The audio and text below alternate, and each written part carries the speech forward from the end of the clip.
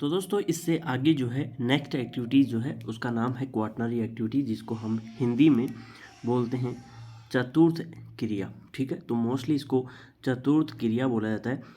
और एक जो क्वाटरनरी जो फिफ्थ जो एक्टिविटी होती है, यानी कि जो क्वाटरनरी और क्वाटरनरी जितनी भी एक्टिविटीज़ होती हैं ये अपने आप में जो टर्शियरी एक्टिविटीज़ होती है जिसको हम सर्विस सेक्टर के नाम से जानते हैं, उन्हीं के सब फील्ड पार्ट्स माने जाते हैं।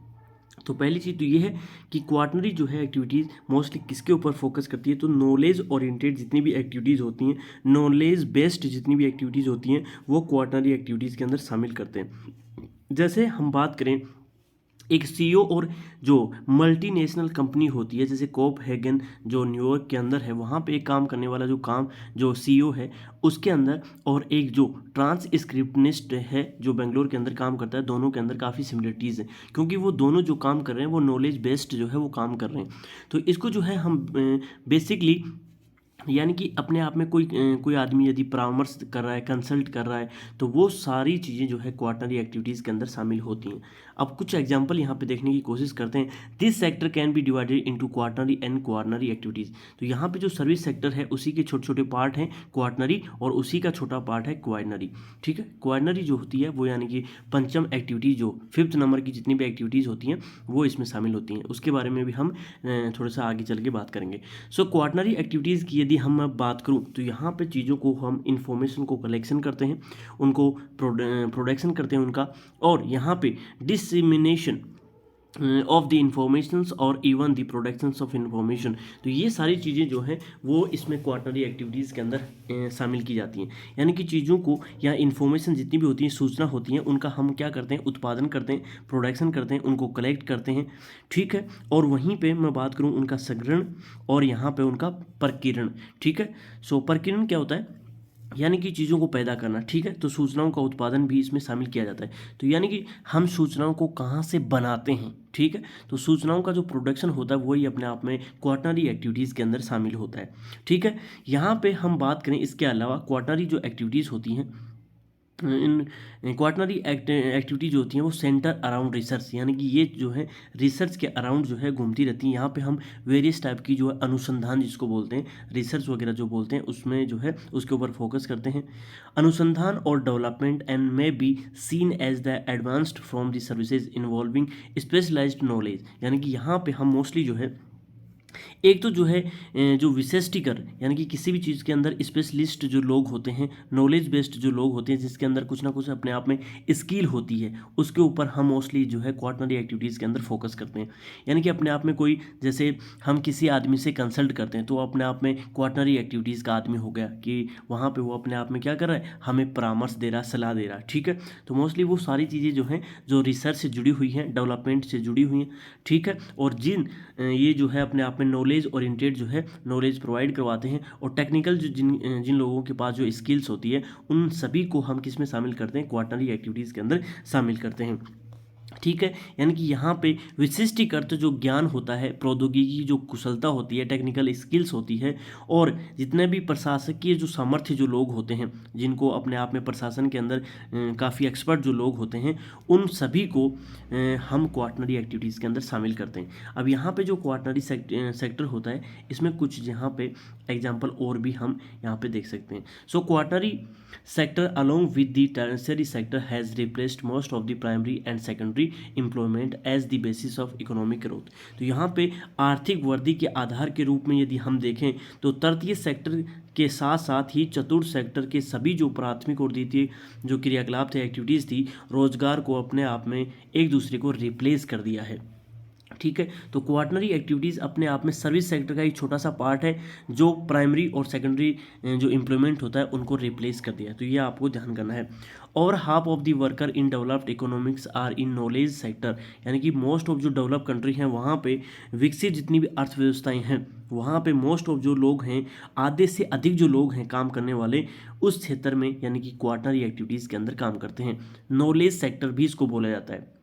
ठीक है, तो टर्शियरी सेक्टर को हम क्या बोलते थे, सर्विस सेक्टर। वहीं पे जो ये जो सेक्टर है क्वार्टनरी सेक्टर है उसको हम क्या बोलते हैं, नॉलेज सेक्टर। यहाँ पे नॉलेज वाले लोग ही जो है वो काम करते हैं, ठीक है। इसके अलावा हम बात करें, and there has been a very high growth in demand for a consumptions of information based services from mutual funds. जैसे हम बात करें इसके अंदर कौन कौन सी सर्विसेज को शामिल कर सकते हैं, तो इसमें जितने भी जो कोर्स होते हैं, फंड्स होते हैं उससे रिलेटेड, जैसे म्यूचुअल फंड हो गया, उनको किस प्रकार से मैनेजमेंट किया जाता है, ठीक है। तो best services from mutual fund and managers, A text consultant, software developer, ये सारी जैसे हम बात करें इसके अंदर एक तो जो है, जैसे मैं बात करूं यहाँ पे फंड, जो म्यूचुअल फंड से रिलेटेड जितने भी मैनेजर्स होते हैं उनको शामिल करते हैं। टेक्स्ट कंसल्टेंट जो होता है, सॉफ्टवेयर डेवलपर होता है, एंड स्टैटिक्स सीएन जो होता है, जैसे जो डाटा या फिर हमारे स्टैटिक्स जो मैनेज करता है, उनको भी हम क्वार्टरली एक्टिविटीज़ के अंदर शामिल कर सकते हैं। तो ये सारी जितने भी जो वर्कर्स होते हैं जो अपने आप में एक स्पेशल स्किल रखते हैं अपने एक फील्ड के अंदर, तो उन सभी को जो है हम क्वार्टरली एक्टिविटीज़ के अंदर शामिल कर सकते हैं। So personal workings in office building, जो पर्सनल वर्किंग करते हैं ऑफिस बिल्डिंग के अंदर, एलिमेंट्री स्कूल्स के अंदर, यूनिवर्सिटीज़ के अंदर, क्लासरूम के अंदर, हॉस्पिटल्स के अंदर, डॉक्टर्स ऑफिसेस के अंदर, थिएटर्स के अंदर, अकाउंटिंग एंड ब्रोकरेज जो फर्म होती हैं वहाँ पे जो काम करते हैं, belongs to this category of services. तो ये सारे जो काम करते हैं किसी भी ऑफिस के अंदर, जो वर्कर्स काम करते हैं जहाँ पे अपना दिमाग खपाते हैं, उन सभी को हम शामिल कर सकते हैं क्वार्टरली एक्टिविटीज़ के अंदर। तो ये आपको ध्यान करना है। जैसे जितने भी ऑफिशियल्स होते हैं मोस्टली जो है उनको हम क्वार्टरली एक्टिविटीज़ के अंदर शामिल करते हैं, बिकॉज इसको जो है नॉलेज सेक्टर भी बोलते हैं, because quarterly sector mostly focused on knowledge, ठीक है। तो ये आपको ध्यान करना है। So like some of the tertiary functions, quarterly activities can be also outsourced, ठीक है, and they are not tied to resources affected by the environment and necessary localised by market. यानी कि जो हम बात करें तृतीय क्रियाओं की, तो यहाँ पे तृतीय क्रियाओं की बात जो फोर्थ जो क्वार्टरली एक्टिविटीज़ होती हैं वो अपने आप में किसके माध्यम से किया जा सकता है, आउटसोर्सिंग।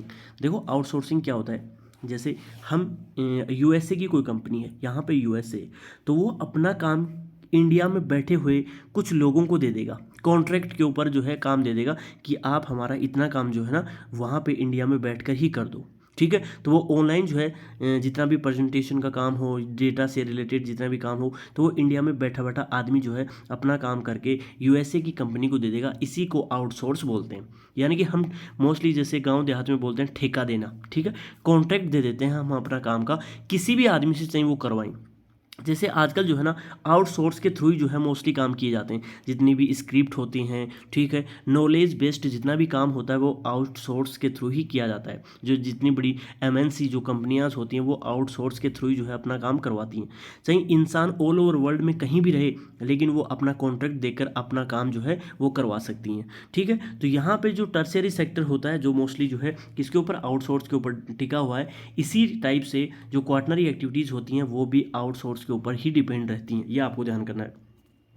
ये सारी जो सेवाएं होती हैं वो अपने आप में रिसोर्सेज से बंधी होती हैं, ठीक है, और पर्यावरण से प्रभावित होती हैं तथा अनिवार्य रूप से बाजार द्वारा स्थानीयकृत नहीं होती। तो यहाँ पे इनके ऊपर जो है बाजार का कोई इफेक्ट नहीं पड़ता है।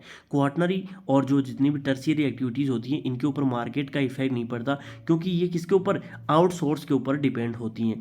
आउटसोर्स होता है, जैसे मैंने आपको पहले बता दिया, कोई भी काम का ठेका दूसरे आदमी को दे देना लिमिटेड टाइम के अंदर, लिमिटेड पैसों के अंदर। जैसे हम कॉन्ट्रैक्ट भी देते हैं, जैसे हमने किसी आदमी को ठेका दे दिया कि हमारा मकान जो है 20 लाख रुपए में बना के देना है, तो वो आपको बना के दे देगा। इस प्रकार से इसी को आउटसोर्स बोलते हैं। जब किसी, जैसे हम किसी दूसरे देश के लोगों से काम करवाते हैं तो उसको ऑफशोरिंग बोलते हैं। जब वो आगे आएगा उसके बारे में हम चर्चा करेंगे। तो दोस्तों यहाँ यानी कि जो क्वार्टरली एक्टिविटीज़ होती हैं, क्वार्टरली सेक्टर होता है वो नॉलेज बेस्ड होता है, इसीलिए इसको नॉलेज सेक्टर के नाम से भी जानते हैं। मोस्टली जो काम नॉलेज बेस्ड होता है उसको क्वार्टरली सेक्टर के अंदर शामिल कर सकते हैं। तो यहाँ पे हॉस्पिटल के अंदर, classroom, doctor, official, theatre, accounting, brokerage firms, जितनी भी फाइनेंशियल बैंकिंग सिस्टम होता है उनके अंदर जो ऑफिशियल्स काम करते हैं वो मोस्टली क्वार्टरली सेक्टर के अंदर शामिल किए जा सकते हैं। अब दोस्तों हम बात करते हैं क्वार्टरली एक्टिविटीज़, जिसको हम मोस्टली जो है फिफ्थ जो है फिफ्थ एक्टिविटीज़ भी मानते हैं, ठीक है। सो फिफ्थ जो एक्टिविटीज़ होती है काफ़ी इंपॉर्टेंट होती हैं। मोस्टली ये जो क्वाटनरी और क्वाइनरी जो एक्टिविटीज़ होती हैं वो टर्सरी थर्ड जो एक्टिविटीज़ होती हैं उन्हीं के सब पार्ट माने जाते हैं, ठीक है, सब पार्ट माने जाते हैं। बेसिकली 3 टाइप की एक्टिविटीज़ होती हैं, प्राइमरी, सेकेंडरी और टर्शियरी। लेकिन ये जो क्वाटनरी और क्वाइनरी जो एक्टिविटीज़ होती हैं वो उन्हीं का पार्ट यानी कि टर्शियरी सेक्टर का ही पार्ट मानी जाती हैं, ठीक है। तो इसके बारे में भी जान लेते हैं। जो highest level of decision maker और policy maker perform quaternary quinary activities, यानी कि जो हमारे लिए डिसीजन लेते हैं, नीति निर्धारक जो लोग होते हैं, जो पॉलिसीज़ बनाते हैं, उनको हम क्वाइनरी एक्टिविटीज़ के अंदर शामिल करते हैं। जो बड़े बड़े विशेषज्ञ होते हैं, ठीक है, विशेषज्ञ, तो विशेषज्ञ जो लोग होते हैं उनको हम किस में शामिल करते हैं, क्वाटनरी एक्टिविटीज़, जो अपने आप में अपनी फील्ड के अंदर एक्सपर्ट होते हैं। जैसे आपने टीवी चैनलों के ऊपर देखा होगा कि ये जो है ना, ये सैन्य विशेषज्ञ आदमी है, सेना के बारे में इसको पूरी जानकारी मिलेगी, ठीक है। तो जितने भी जो लोग होते हैं जिनको बहुत ज़्यादा नॉलेज होता है अपनी फील्ड के अंदर, और जो पॉलिसी मेकर्स होते हैं, डिसीजन लेते हैं किसी भी फील्ड के अंदर, वो उनको जो है क्वाटनरी एक्टिविटीज़ के अंदर हम शामिल करते हैं। These are subtly different from the knowledge based and industries that quaternary sector is general deals with। यानी कि यहाँ पे हम बात करें, इनमें ज्ञान आधारित उद्योग जो सामान्य चतुर्थ सेक्टर से जुड़ी होती हैं, ये सूक्ष्म अंतर होता है। यानी कि देखो, हमने क्वाटनरी एक्टिविटीज़ की बात करी जो किसके ऊपर बेस्ड था, नॉलेज के ऊपर बेस्ड था, लेकिन थोड़ा सा डिफरेंस है इसके अंदर, क्योंकि यहाँ पे ये जो क्वाटनरी एक्टिविटीज़ होती है यहाँ पे गोल्डन कॉलर के लोग काम करते हैं। गोल्डन यानी कि स्वर्ण कॉलर के लोग काम करते हैं, यानी कि यहाँ पे मास्टरमाइंड आदमी जो है वो काम करते हैं। लेकिन जो क्वाटनरी एक्टिविटीज़ होती है, जो चतुर्थ है, जो फोर्थ एक्टिविटीज़ जो है वो नॉलेज बेस्ड होती है, और क्वाटनरी जो एक्टिविटीज़ होती है वो भी नॉलेज बेस्ड होती है। लेकिन यहाँ पे जो लोग होते हैं वो थोड़े हाई क्लास के एक्सपर्ट या फिर डिसीजन मेकर लोग होते हैं। थोड़े से जो है माइनर डिफरेंस इसमें देखने को मिलता है। अब इसमें कौन कौन से आदमी जो है वो काम करते हैं, यहाँ पे थोड़ा सा हम देख लेते हैं। So quaternary activities are services that focus on the creation, यानी कि यहाँ पे चीज़ों को हम क्या बनाते हैं, क्रिएशन करते हैं, नई चीज़ों को, नई चीज़ें जो होती है उनको बनाते हैं, वहीं पे रीअरेंजमेंट करते हैं चीज़ों को, and interpretations of a new and existing ideas. यानी कि हम यहाँ पे क्या करते हैं, जो नवीन आइडियाज़ होते हैं, वर्तमान के विचारों की जो हम मोस्टली यहाँ पे क्रिएशन करते हैं, रचना करते हैं, ठीक है, नए आइडिया बनाते हैं और उनका पुनर्गठन करते हैं, उनकी व्याख्या करते हैं, ठीक है। री इंटरप्रिटेशन यानी कि चीज़ों की व्याख्या करना, ठीक है। मोस्टली जो आंकड़े होते हैं, डेटा इंटरप्रिटेशन, जैसे हम बात करें data interpretation and use and evolutions of the new technologies, तो हम यहाँ पे जितनी भी नई जो टेक्नोलॉजी होती है उसके बारे में उनको प्रयोग करते हैं और उनका इवोल्यूशन करते हैं, मूल्यांकन करते हैं, ठीक है। तो क्वाइनरी एक्टिविटी जो होती है, यानी कि यहाँ पे हम विचारों को पैदा करते हैं, विचारों की रचना करते हैं, उनकी व्याख्या करते हैं, नए आंकड़े जो होते हैं आंकड़ों की व्याख्या करते हैं, नई टेक्नोलॉजी होती है उसको जो है वो प्रयोग में लेके आते हैं, उसका मूल्यांकन करते हैं और उसके अकॉर्डिंग जो है हम पॉलिसीज़ बनाते हैं। So often refer to as a gold collar professions, यानी कि जो पंचम एक्टिविटीज़ है जिसको क्वाटनरी एक्टिविटीज़ बोला जाता है, यहाँ पे जितने भी वर्कर काम करते हैं उसको हम बोलते हैं गोल्ड कॉलर, ठीक है। तो यहाँ पे ये ध्यान कर लेना, काफ़ी इंपॉर्टेंट लाइन है, अंडरलाइन कर सकते हो। तो यहाँ पे जो काम करते हैं लोग उनको हम क्या बोलते हैं, स्वर्ण कॉलर, ठीक है। हिंदी में सोने को क्या बोलते हैं, स्वर्ण कॉलर। गोल्ड कॉलर लोग जो हैं इसमें काम करते हैं। They represent another sub division of the tertiary sector representing specials and highly paid skill of senior business executive. तो यहाँ पे जो लोग काम करते हैं वो अपने आप में टर्शियरी सेक्टर का अपने आप में एक उप विभाग माना जाता है, और यहाँ पे जो मोस्ट ऑफ जो काम करते हैं लोग वो अपने आप में वरिष्ठ जो लोग होते हैं, व्यवसायिक, कार्यकारी, सरकारी अधिकारी होते हैं, अनुसंधान वैज्ञानिक होते हैं, ठीक है। तो यहाँ पे उनको बहुत ज़्यादा हाई पेड जो है, यानी कि हाईली पेड स्किल्ड जो है वो लेबर इसमें काम करती है। जैसे इसमें हम एग्जांपल के तौर पे देखें कि कौन कौन से आदमी काम करते हैं, तो जैसे हम बात करें सीनियर बिजनेस एग्जीक्यूटिव हो गया, गवर्नमेंट ऑफिशियल हो गए जो आईएएस वगैरह होते हैं, रिसर्च साइंटिस्ट जितने भी होते हैं, फाइनेंशियल एंड लीगल कंसल्टेंट जो होते हैं, एसेट्रा। तो ये सारे जो लोग जो काफ़ी नीतियों को बनाते हैं, पॉलिसीज़ बनाते हैं, टेक्नोलॉजी होती है उनका मूल्यांकन करते हैं, वो सारे लोग जो हैं वो क्वाटनरी जो एक्टिविटीज़ होती है उसमें एंगेज रहते हैं। Their importance in this structure of advance economics far outweighs their numbers, यानी कि यहाँ पे मोस्टली उच्च वेतन से वो काम करते हैं, और उनकी जो जितनी भी उन्नत यानी कि importance in the structure of advance economy, जितनी भी एडवांस इकोनॉमी है, जितनी भी उन्नत अर्थव्यवस्थाएं हैं, उनकी संरचना में इनका जो महत्व है बहुत ही संख्या में अधिक होता है। यानी कि जितनी भी डेवलपिंग कंट्री है उनको डेवलप बनाने में इन लोगों की जो इम्पोर्टेंस है बहुत ज़्यादा होती है। तो इंडिया के अंदर भी आपने देखा होगा कि जितने भी आईएएस होते हैं, जितने भी साइंटिस्ट होते हैं, जितने भी रिसर्च साइंटिस्ट होते हैं, बिजनेस एग्जीक्यूटिव होते हैं, ठीक है, गवर्नमेंट ऑफिशियल्स होते हैं, वही अपने आप में किसी देश की जीडीपी को जो है वो प्रभावित करते हैं। So quinary activities are very important because they are policy maker. ठीक है, तो यहाँ पे आपको ध्यान करना काफ़ी इंपॉर्टेंट हो गया। तो इसके अंदर जो है ये जो है हाईली पेड स्किल सीनियर जो है वर्कर्स यहाँ पे काम करते हैं, यहाँ से लेकर यहाँ तक जो है वो काफ़ी इंपॉर्टेंट है। तो एडवांस इकोनॉमिक जितनी भी है डेवलप कंट्री हैं उनके अंदर जो है ये वर्कर जो है काफ़ी जो है बहुत कम नंबर के अंदर जो है काम करते हैं, और आउटपुट जो है उनका उनकी जो इम्पोर्टेंस है वो बहुत ज़्यादा देखने को मिलती है। अब बात करते हैं आउटसोर्सिंग। तो आउटसोर्सिंग क्या होता है, मैंने आपको बता दिया कि किसी भी देश में यहाँ पे दो देश हैं, एक देश जो है यहाँ पे कोई कंपनी है, वो कंपनी जो है इस देश के लोगों से काम करवा लेगी यहीं पे बैठे बैठे, तो उसी को जो है आउटसोर्सिंग बोलते हैं। गांव देहात में इसको ठेका देना या फिर जो है कॉन्ट्रैक्ट देना होता है। ठीक है, तो यहाँ पे outsourcing has resulted in the openings of a large number of A call centre India. तो यहाँ पे हम बात करें India, China, eastern Europe, Israel, Philippines and Costa Rica. तो यहाँ पे आउटसोर्सिंग जो होता है जिसको बाह्य स्रोतन भी बोलते हैं, बाह्य स्रोत यानी कि बाह्य स्रोत के थ्रू जो हम क्या करवा लेते हैं, काम करवा लेते हैं कि सोर्स जो है वो अपने आप में आउट है, आउटसोर्स। ठीक है, ऐसे सोर्स से काम करवाना जो अपने आप में यहाँ पे एग्जिस्ट नहीं करता, आउट में जो है सोर्स काम करता है। ठीक है, तो आउटसोर्स के थ्रू हम क्या करते हैं, यहाँ पे भारत में, चीन में आउटसोर्सिंग के चलते देखो यहाँ पे कुछ देशों के नाम आए हैं, India, China, eastern Europe, Israel, Philippines and Costa Rica के अंदर यहाँ पे आउटसोर्सिंग के चलते बड़ी संख्या में जो है कॉल सेंटर खुले हैं। तो यहाँ पे देखो इंडिया, चाइना, इन देशों के अंदर बहुत सारे कॉल सेंटर खुले हैं। कॉल सेंटर आप जानते हो ना, जहाँ से बहुत सारी जो है कंपनियां अपने कस्टमर से बात करवाने के लिए कॉल सेंटर ओपन करती हैं। ठीक है, जैसे आप जब भी आपके फ़ोन से रिलेटेड कोई प्रॉब्लम होती है तो आप कॉल सेंटर को कॉल करते हो कि हमारे फ़ोन में 20 रुपये कट गए, तो 20 रुपये के लिए आप क्या करते हो, कॉल सेंटर को कॉल करते हो।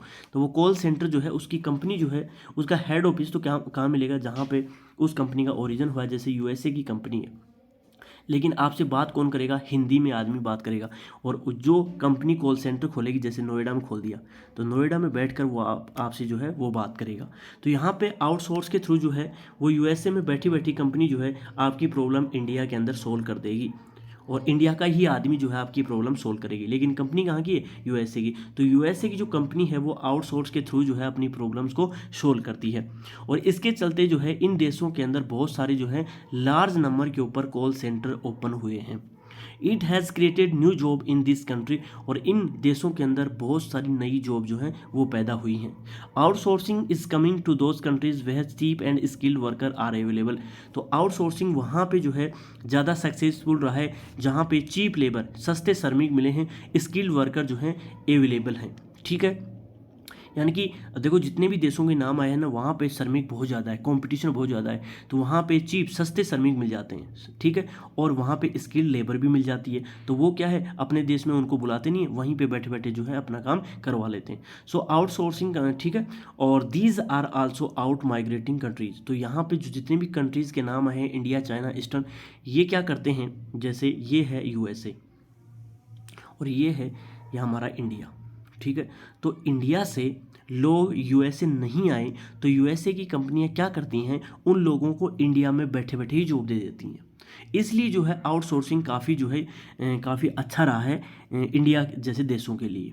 क्यों? क्योंकि यहाँ पे इंडिया में बैठे बैठे लोगों को ही जो है यूएसए की कंपनियां क्या कर देती हैं, जॉब प्रोवाइड करवा देती हैं, तो इसी को आउटसोर्स बोलते हैं। तो यहाँ पे these are also out migrating country. तो जितने भी जो देश आए हैं यहाँ से काफ़ी लोग जो हैं यूएसए, यूरोपियन कंट्रीज़ के अंदर जाते थे, लेकिन उनको आउटसोर्स ने रोक दिया है। With the work available through the outsourcing, तो जो है ना वर्क के थ्रू जो है उनको रोक दिया गया है। With work available the migration in this country में भी कम डाउन। तो इसी के चलते है, आउटसोर्सिंग के चलते जो है इनके अंदर माइग्रेशन कम देखने को मिला है। देखो पहले तो यूएसए की जो कंपनियां होती थी वो डायरेक्ट जो है इन देशों से अपने इंडिया यूएसए के अंदर वर्कर्स को इनवाइट करती थी कि आप यूएसए आ जाओ और हमारी कंपनी के अंदर काम करो। लेकिन आजकल जो है ना इंटरनेट आ गया, इंटरनेट के थ्रू ये बैठी बैठी जो है जितने भी एम्प्लॉय होते हैं उनको हायर कर लेती हैं और वहीं पे उसी देश के अंदर कॉल सेंटर या वेरियस टाइप के ऑफिस खोल के दे देती हैं जिनके थ्रू वो काम करवा लेती हैं। इसके चलते जो है माइग्रेशन भी जो है वो कम देखने को मिला है। ठीक है। अब दोस्तों आउटसोर्सिंग के चलते जो है वो कई कंट्रियां जो है आउटसोर्सिंग कंट्री आज facing residence from job सीकिंग्स youth in their respective countries. अब जहां पे आउटसोर्सिंग होते हैं, जैसे हम बात करें यूएसए के अंदर जो है जॉब्स की कमी वहां के युवा जो है वो फेस करते हैं, तो इसके चलते जो है नया ट्रेंड जो है सामने आया। सो वहाँ पे कंपटीशन एडवांटेज देखने को मिलता है, comparative advantage in the main reason of the continuously outsourcing. तो यहाँ पे हम बात करें आउटसोर्स का अल्टरनेटिव क्या है, तो आजकल जो है एक नया ट्रेंड आया है जिसको हम बोलते हैं केपीओ। तो केपीओ का जो है new trend in quaternary services include knowledge processing outsource. तो यहाँ पे केपीओ के थ्रू जो है इसको बोलते हैं होम सोरिंग, यानी कि घर बैठे ही जो है जो प्रोवाइड करवाई जाती है। उससे क्या होता है, यानी कि काफ़ी इफिशियंसी जो है काम के अंदर देखने को मिलती है। तो यहाँ पे इसका फुल फॉर्म देख लेना, काफ़ी इंपॉर्टेंट है, नॉलेज प्रोसेसिंग आउटसोर्सिंग। यानी कि नॉलेज बेस्ड जितनी भी एक्टिविटीज़ होती हैं वो आउटसोर्स के थ्रू जो करवाते हैं, उसी को हम होम शोरिंग या फिर दी केपीओ के नाम से जानते हैं। The latter as the alternative to outsourcing. तो यहाँ पे जो है यहाँ the KPO industry is the distinct from business processing out, यानी कि ये जो है बीपीओ से अलग है। बीपीओ क्या होता है, हम बिजनेस पर्पज से जो है आउटसोर्स करते हैं, तो वहीं पे नॉलेज बेस्ड जो प्रोसेसिंग आउटसोर्स करते हैं उसको केपीओ बोलते हैं। ये थोड़ी सी उससे डिफरेंट है बिकॉज यहाँ पे इन्वॉल्व हैं हाई स्किल्ड वर्कर्स।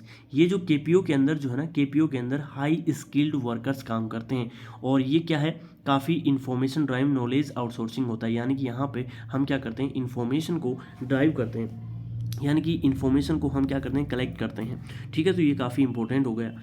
वहीं पे हम बात करते हैं सूचना प्रेषित ज्ञान को ही हम बाई स्रोतन मोस्टली हम इसको बोलते हैं। For KPO enables companies to create additional business opportunities. तो ये जो केपीओ जो है ये अपने आप में काफ़ी इंपॉर्टेंट, जो केपीओ है ये इनेबल है काफ़ी कंपनियों के अंदर जो एडिशनल बिजनेस जो होते हैं उनकी अपॉर्चुनिटीज़ उत्पन्न करने में।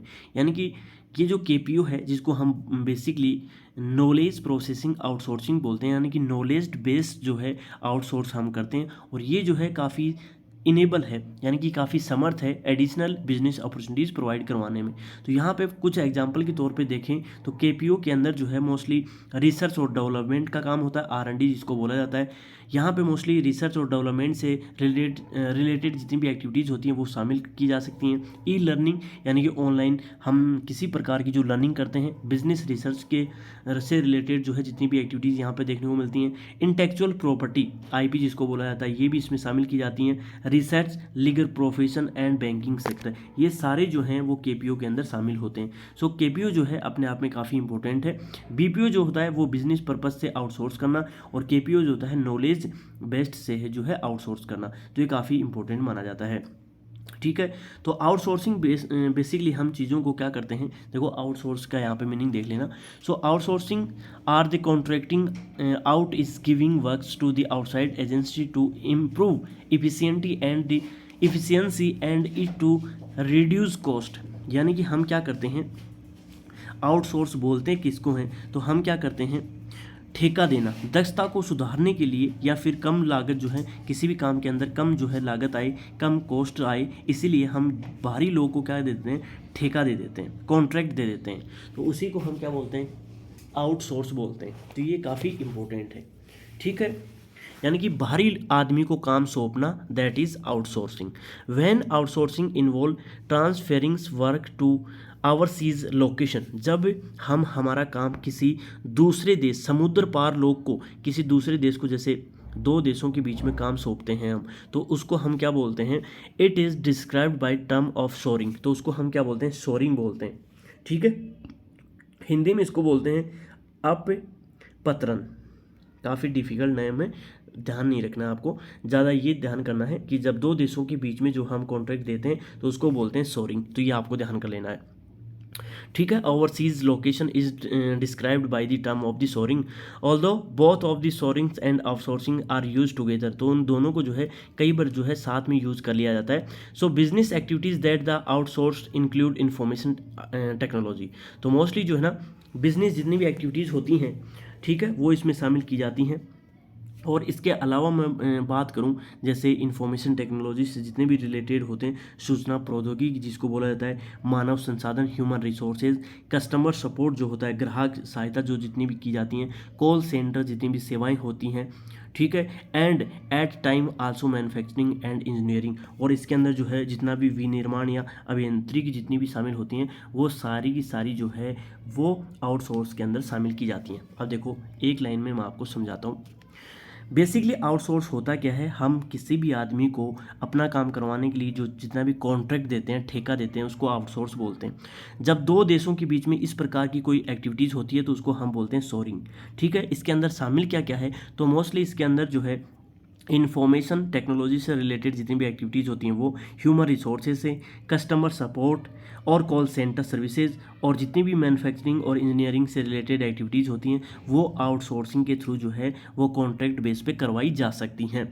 Data processing in A IT related services, जैसे डेटा प्रोसेसिंग का जो काम होता है वो आईटी के अंदर शामिल किया जाता है, वो इसमें easily be carried out in Asians. जैसे आईटी से रिलेटेड जितनी भी काम होते हैं वो कॉन्ट्रैक्ट बेस के थ्रू जो है वो हम कहाँ से करवा सकते हैं, वो मोस्टली आसानी से एशियाई जितने भी देश हैं, एशियाई देश हो गए और पूर्वी यूरोपीय देश हो गए, अफ्रीकन देशों से अच्छे से करवाया जा सकता है। ठीक है, तो जो आईटी से रिलेटेड जितने भी काम होते हैं वो इन देशों के अंदर चीप लेबर से करवाया जा सकता है। In this countries IT skilled staff with good English language skill are available at lower wages than those in the developed countries. यानी कि डेवलप्ड कंट्रीज़ के अंदर जो हैं वो वर्कर्स काफ़ी महंगे होते हैं, इसलिए जो है इन देशों से इस प्रकार का काम करवाया जा सकता है। उनकी इंग्लिश भी अच्छी होती है और वो काफ़ी स्किल्ड होते हैं। ठीक है, तो मोस्टली जो है जो विकसित देशों की अपेक्षा यहाँ पे जो श्रम होती है वो कम होती है। उन लोगों को अंग्रेजी भी जो है अच्छी से आती है और उनको जो है वो अपने आप में काफ़ी कुशल होते हैं। जैसे यहाँ पे एक एग्जांपल दे रखा है, Thus, the company in Hyderabad or Manila does work on a project based on GIS techniques for a country like USA और जापान। यानी कि मनीला और हैदराबाद के अंदर जो है एक प्रोजेक्ट के ऊपर ये कंपनियां काम कर रही हैं जीएस टेक्निक्स के ऊपर, और कंट्री लाइक यूएसए और जापान की हैं वो। ठीक है, तो यहाँ पे वो क्या करती हैं, overhead cost are also much lower making it's profitable to get जो work carry out overseas whether it's India, China और even less populous country like Botswana in Africa. तो यहाँ पे मोस्टली क्या बताना चाह रहा है, ये बताना चाह रहा है जैसे एक यूएसए और जापान की कंपनी है, वो हैदराबाद और मनीला जो है, जैसे मनीला देश जो है वो हमारे इंडोनेशिया के पास है,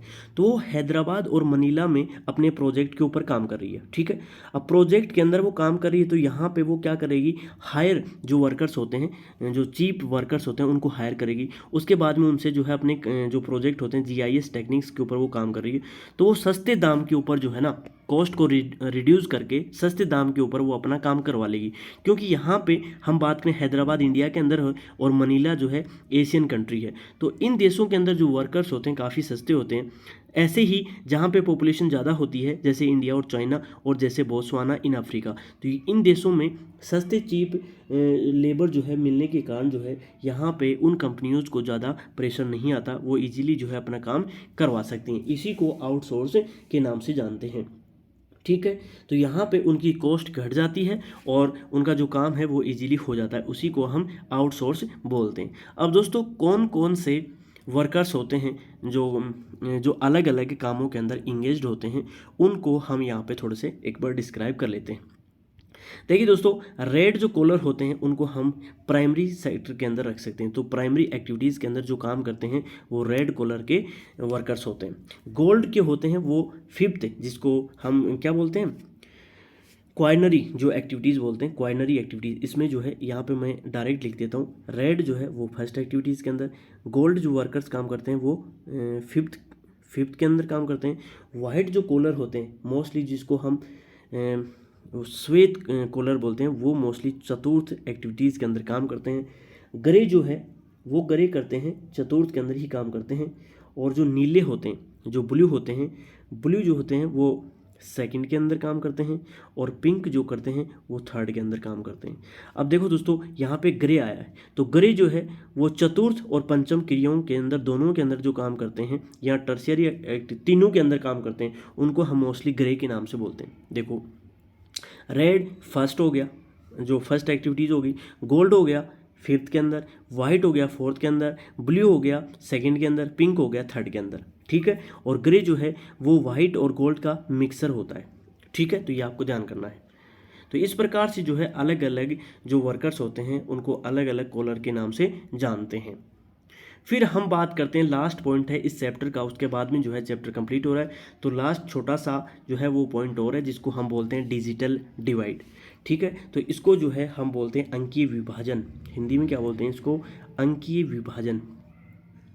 अंकीय विभाजन होता क्या है, सिंपल भाषा में एक लाइन के अंदर बताने वाला हूँ, वो देख लेना। तो डिजिटल डिवाइड ये होता है कि कोई देश अपने लोगों को कितनी जल्दी से जो है वो टेक्नोलॉजी का नॉलेज प्रोवाइड करवाता है, दैट इज़ डिजिटल डिवाइड। यानी कि कोई भी देश जितना जल्दी अपने लोगों को जो इन्फॉर्मेशन जो टेक्नोलॉजी होती है उसका नॉलेज प्रोवाइड करवाता है, वही अपने आप में डिजिटल डिवाइड कहलाता है, ठीक है। तो यहाँ पे बता रहा है opportunities emerging from the information and communication technology based on development in unevenly distributed across the globe। यानी कि हमारे पूरे वर्ल्ड के अंदर अलग अलग जो है इंफॉर्मेशन का डिस्ट्रीब्यूशन देखने को मिलता है। कोई देश के अंदर जैसे जापान जो है वहाँ पे इंटरनेट जो है आज 6G 7G चल रहा है, और इंडिया के अंदर भी 4G 5G आया है, ठीक है। तो ये अपने आप में क्या है, uneven distribution of the communication and technology, ठीक है। और यूएसए के अंदर जो है वो 5G चल रहा है, ठीक है। यूरोपियन देशों के अंदर भी 5G चल रहा है, और यहाँ पे जापान के अंदर जो है वो 7G 8G वहाँ पे उनकी बातें हो रही हैं, ठीक है। तो यहाँ पे हम बात कर रहे हैं कि distribution of the communication technology, there are wide ranging economic political and social differences among countries. यानी कि पूरे वर्ल्ड के अंदर जो है अलग अलग देशों के अंदर इकोनॉमिक पॉलिटिकल और सोशल डिफरेंसेस देखने को मिलते हैं। सो कोई भी देश, how quickly country can provide ITC access and benefit to its citizen, its deciding factor. यानी कि ITC का जो एक्सेस है अपने लोगों को कितना जल्दी दिवाया जा सकता है, यानी कि प्रोवाइड करवाया जा सकता है, उसी को हम बोलते हैं डिजिटल डिवाइड, ठीक है। So while developed countries in general have surged forward, the developing countries have lagged behind, and this is known as the digital divide। तो यहाँ से यहाँ जो है वो अंडरलाइन कर लेना, काफ़ी इंपॉर्टेंट लाइन है, ठीक है। ये बोलना क्या चाह रहा है कि कोई देश कितनी जल्दी से अपने नागरिकों को सूचना, इंफॉर्मेशन टेक्नोलॉजी का नॉलेज जो है वो एक्सेस करवा पाता है, उसी को लाभ जो उपलब्ध करा सकता है, उसी को हम डिजिटल डिवाइड बोलते हैं। जैसे जो विकसित देश हैं वहाँ पे जल्दी इस क्षेत्र के ऊपर काम होता है, यानी कि विकसित जितनी भी इकोनॉमिक्स होती हैं, जितनी भी डेवलपिंग कंट्री है वहाँ पे ITC जल्दी प्रोवाइड हो जाता है, और कुछ जितनी भी डेवलपिंग कंट्री है वहाँ पे इतना जल्दी से नहीं हो पाता। तो विकसित देश सामान्य रूप से इस दिशा में आगे बढ़ गए हैं, जबकि जितने भी विकासशील देश हैं वो पिछड़ गए हैं, वो काफ़ी पीछे रह गए हैं, ठीक है। तो इसी को हम क्या बोलते हैं, डिजिटली डिवाइड, ठीक है। इसी प्रकार देशों के भीतर जो है वो अलग अलग देशों के अंदर जैसे behind and it's known as digital divide. So similarly digital divides exist with in the country. तो कई देशों के अंदर डिजिटल डिवाइड जो है एग्जिस्ट करता है। जैसे अफ्रीकन कंट्रीज़ हैं वहाँ पे दोस्तों आज भी जो है इंटरनेट सुविधाएं कई देशों के अंदर अवेलेबल नहीं है, वहाँ पे 2G भी नहीं आया अभी तक, ठीक है। तो वहाँ पे इंफॉर्मेशन जो कम्युनिकेशन टेक्नोलॉजी होती है वो अभी तक आई नहीं है, और हम जो हैं वो 4G चला रहे हैं, हम 5G चला रहे हैं, और जापान के अंदर 6G 7G 8G की बातें हो रही हैं। तो जापान हमसे काफ़ी एडवांस है, और यहाँ पे जो है अफ्रीकन नेशन और भी ज़्यादा जो है अंडर डेवलप है। तो जितना जल्दी कोई देश अपने देश के लोगों को ITC का एक्सेस करवा पाए, उसी को हम यहाँ इसको डिजिटल डिवाइड के नाम से जानते हैं, ठीक है। सो for example in a large country like India and Russia, it is the inevitables that certain areas like metropolitan center process better connectivity and access to digital worlds versus peripherals rural area. तो यहाँ पे रसिया और India का example दिया है। वो क्या बताना चाह रहा है कि भारत और रूस की हम बात करें तो यहाँ पे विशाल देश है, और यहाँ पे महानगरीय केंद्रों जैसे निश्चित क्षेत्रों के अंदर यहाँ पे क्या हुआ है, ग्रामीण और शहरों की तुलना के अंदर डिजिटल डिवाइड जो है वो देखने को मिलता है। ठीक है, यानी कि गाँव के अंदर जो है कनेक्टिविटी कम देखने को मिलती है और शहरों के अंदर जो है वो आईटीसी की कनेक्टिविटी ज़्यादा देखने को मिलती है और इनका एरिया जो है वो बहुत ही बड़ा देखने को मिलता है। तो इसी को जो है हम क्या बोलते हैं, इसी को हम डिजिटल डिवाइड के नाम से जानते हैं। तो महानगरीय केंद्रों के अंदर कनेक्टिविटी अच्छी देखने को मिलती है और ग्रामीण क्षेत्रों में जो है वो जो डिजिटल डिवाइड है वो कम देखने को मिलता है। ठीक है, तो यहाँ पे ये चैप्टर जो है कंप्लीट होता है। बेसिक जो है डिजिटल डिवाइड ये होता है कि आईटीसी की पहुँच जल्दी से जल्दी हो किसी भी देश में, दैट इज़ डिजिटल डिवाइड। अलग अलग देशों के अंदर आईटीसी का डिफरेंसेस देखने को मिलता है, यही अपने आप में डिजिटल डिवाइड कहलाता है। अब दोस्तों इसके जो है कुछ क्वेश्चन आंसर देख लेते हैं, इसके बाद में चैप्टर को कंप्लीट करते हैं। विच one of the followings is a tertiary activities. अब दोस्तों आपको पता होना चाहिए टर्सरी एक्टिविटीज़ कौन सी होती है। सो फार्मिंग नहीं, ट्रेडिंग, वेविंग, हंटिंग, ये तीनों नहीं है, ट्रेडिंग है। तो राइट ऑप्शन इज ट्रेडिंग। ठीक है, विच one of the followings activities is not secondary activities. Secondary activity इनमें से कौन सी नहीं है। ठीक है, तो ये आपको बताना है। तो यहाँ पे हम बात करें आयरन स्मेल्टिंग, जो लोहा है उसको पिघलाते हैं, मेकिंग्स गारमेंट्स, कपड़ों को बनाते हैं, बास्केट वेविंग्स। ठीक है, तो यहाँ पे कैचिंग फिश, ये जो है इसका राइट ऑप्शन कौन सा हो जाएगा, कैचिंग फिश जो है ये नहीं है। इसके बाद में हम बात करें विच one of the following sector provide most of the employment in Delhi, Mumbai, Chennai and Kolkata. तो यानी कि इन शहरों के अंदर सबसे ज़्यादा जॉब जो है कौन से सेक्टर के अंदर वो जो है मिल पाती हैं। तो यहाँ पे जो है हम बात करें प्राइमरी, नहीं बिल्कुल नहीं है। ठीक है, ये भी नहीं है, ये भी सेकेंडरी भी नहीं है। क्वार्टनरी का ही अपने आप में ये जो है सर्विस सेक्टर का ही पार्ट माना जाता था। तो इसका राइट ऑप्शन हो जाएगा यहाँ पे सर्विस सेक्टर। सर्विस सेक्टर के अंदर सबसे ज़्यादा जॉब है दिल्ली, मुंबई और जितनी भी हमारा मेट्रोपॉलिटन शहर है वहाँ पे सबसे ज़्यादा सर्विस सेक्टर में जॉब देखने को मिलती है। सो job that involve high degrees and level of innovations are known as. यहाँ पे इसमें कौन सा राइट ऑप्शन होगा, तो यहाँ पे मोस्टली हम जैसे secondary activities, quaternary activities, primary activities. तो सबसे ज़्यादा जो है job that involve high degrees and level of innovations are known. तो यहाँ पे मोस्टली हम इसमें क्वार्टनरी एक्टिविटीज़ को शामिल कर सकते हैं। ठीक है, यहाँ पे ये पंचम या क्वार्टनरी है, हाई डिग्री जो है ये मोस्टली इसमें हम क्वार्टनरी एक्टिविटीज़ को भी शामिल कर सकते हैं। ठीक है, तो ये क्वार्टनरी और इसमें थोड़ा सस्पेंस, लेकिन मेरा जो है राइट ऑप्शन होगा क्वार्टनरी। ठीक है, हाई डिग्री इसके अंदर देखने को मिलती है। So which one of the followings activities is related to quaternary sector. तो इसमें कौन सी एक्टिविटीज़ होती है जो क्वार्टनरी एक्टिविटीज़ से रिलेटेड है। तो यहाँ पे manufacturing, computer, universities teaching, paper and row, pulse productions, printings, books. तो यहाँ पे मोस्टली यूनिवर्सिटी के अंदर पढ़ाना ही जो है क्वार्टनरी एक्टिविटीज़ के अंदर शामिल होता है, ये सही बात है। ठीक है, बाकी जो है इसमें कौन से ट्रू और जो है फॉल्स हैं वो आप देख लेना, और ये 30 वर्ड्स के जो हैं वो आप कर ही लोगे। तो यहाँ पे दोस्तों ये जो है चैप्टर कंप्लीट होता है। और यदि आपको किसी प्रकार का कोई डाउट है तो आप कमेंट बॉक्स में लिख के बता सकते हो। जो है यहाँ पे जो है ये चैप्टर कंप्लीट होता है। इसके बाद में हम नेक्स्ट चैप्टर की बात करेंगे। यहाँ तक आप लोगों का बहुत बहुत धन्यवाद।